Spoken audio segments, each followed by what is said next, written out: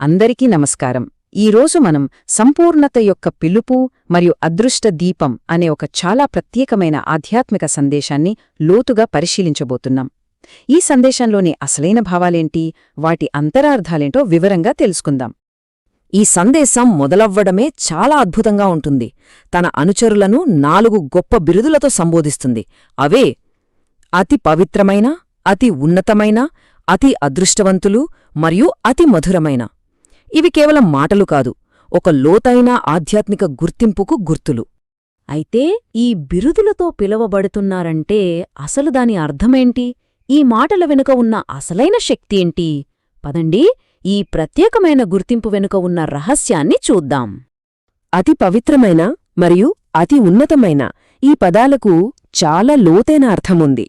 అతి పవిత్రమైన అంటే వాళ్ల పవిత్రత ఎంత శక్తివంతమైనదంటే ప్రకృతి కూడా దానివల్ల స్వచ్ఛంగా, సాత్వికంగా మారుతుందట. ఇక అతి ఉన్నతమైన అంటే వాళ్లు అతి ఉన్నతమైన తండ్రిని గుర్తించి తమ ఆలోచనలని, దృష్టిని, ప్రతి పనిని అత్యున్నత స్థాయికి తీసుకెళ్లే ఆత్మలన్మాట. ఇక వాళ్లని అతి అదృష్టవంతులు అని ఎందుకంటున్నారంటే వాళ్ల అదృష్టాన్ని రాసేది ఎవరో జ్యోతిష్కులు కాదు, స్వయంగా భాగ్య విధాతే. అందుకే ప్రతి నుదుటి మధ్యలో అంటే భృకుటి మధ్యలో ఆత్మ అనే అదృష్ట నక్షత్రం ఎప్పుడూ మెరుస్తూ ఉంటుందని ఈ సందేశం గుర్తుచేస్తోంది. అయితే ఈ ప్రత్యేక గుర్తింపు, ఈ అదృష్టం ఈ ఒక్క జన్మకేనా? కాదు.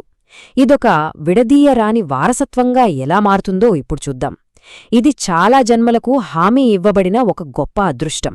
ఈ దివ్య వారసత్వం ఎన్ని జన్మలకు హామీ ఇవ్వబడిందో తెలుసా? 1, 2 కాదు, ఏకంగా 21 జన్మలపాటు. అవును, మీరు విన్నది నిజమే. సుదీర్ఘమైన 21 జన్మలపాటు ఈ 3 వారసత్వంగా లభిస్తాయి. అవేంటంటే ఎప్పటికీ తరగని ఆరోగ్యం, అంతులేని సంపద, ఎప్పుడూ ఉండే సంతోషం. ఎలాంటి దుఃఖంగానీ అశాంతిగానీ లేకుండా ఈ 3 స్థిరంగా ఉంటాయట. ఇదొక తండ్రి తన పిల్లలకిచ్చే సంపూర్ణమైన ఆస్తిలాంటిది. ఇంత గొప్ప వారసత్వం, ఇన్ని జన్మల సుఖం వినడానికే అద్భుతంగా ఉంది కదా. కాని ఒక సహజమైన ప్రశ్న వస్తుంది. ఇంతకీ ఇదంతా దేనికోసం? దీని వెనుక ఉన్న అస్సలు ఉద్దేశమేంటి? ఆ ప్రశ్నకు సమాధానమే ఇది.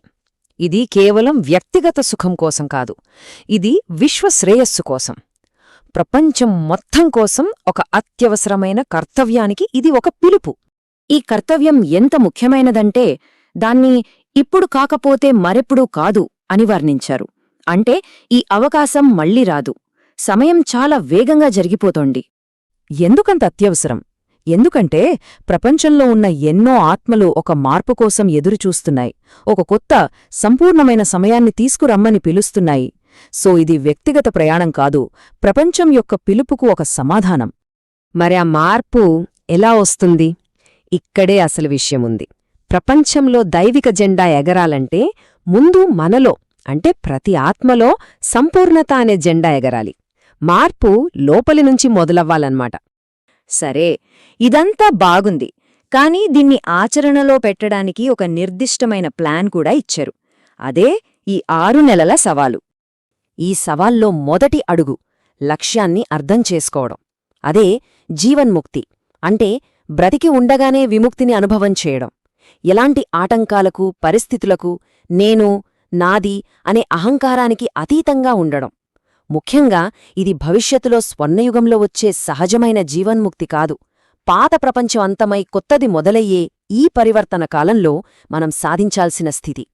అయితే లక్ష్యం వెంటనే 100% పరిపూర్ణంగా అయిపోవాలని కాదు. వాస్తవికంగా ఒక టార్గెట్ పెట్టారు, అదే 75%. ఎందుకంటే ఆ 3 వంతులు మనం సాధించగలిగితే మిగిలిన పావు వంతు చాలా సులభంగా పూర్తి చేయవచ్చట. మరి ఈ టార్గెట్ రీచ్ అవ్వడానికి ఒక డెడ్లైన్ కూడా ఉంది. అదే 6 నెలలు. ఈ టైంఫ్రేమ్ పెట్టారంటేనే అర్థం చేసుకోవచ్చు ఈ పిలుపు ఎంత సీరియసో, ఎంత అత్యవసరమో. అన్నిటికన్నా ముఖ్యమైన ప్రశ్న, ఇంతకీ ఈ సంపూర్ణతను సాధించడం ఎలా? దానికి మార్గమేంటి? దీనికి సమాధానం మనల్ని మనం చూసుకునే దృష్టిలో ఉంది. ప్రాపంచికంగా నేను ఫలానా పేరు, ఈ ఉద్యోగం, ఈ శరీరం అనుకుంటాం.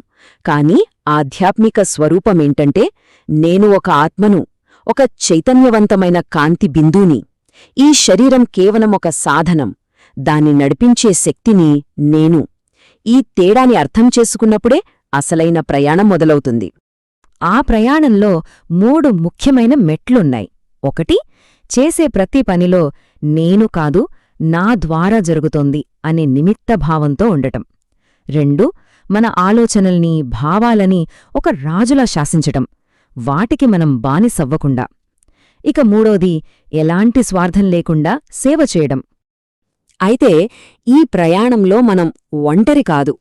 ఎవరైతే ధైర్యం చేసి ఒక అడుగు ముందుకు వేస్తారో వాళ్లకి తండ్రి నుంచి 1000 అడుగుల సహాయం అందుతుందని ఒక గొప్ప వాగ్దానముంది.